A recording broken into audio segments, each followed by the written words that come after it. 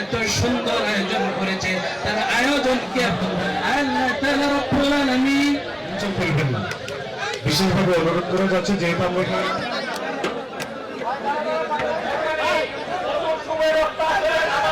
যারা দাঁড়িয়ে আছেন বাহিরে তাদেরকে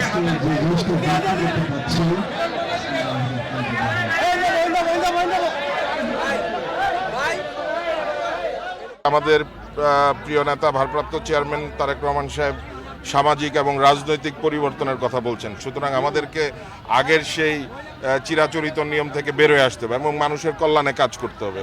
এবং এটা সাধারণ মানুষের জন্য বর্তমানে দেশে যে প্রেক্ষাপট বিরাজমান, আপনারা জানেন যে দ্রব্যমূল্যের ঊর্ধ্বগতি, সাধারণ মানুষের যারা এখানে বিশেষ করে আমাদের গাজীপুরে যেহেতু শিল্পাঞ্চল, এখানে প্রচুর শ্রমিক ভাইরা থাকেন, ভাসমান মানুষ থাকেন, তো তাদের জন্য আমাদের একটা উদ্যোগ আমরা নিয়েছি যে এই পবিত্র রমজান মাসে তারা যেন এখানে ইফতারটা করতে পারেন।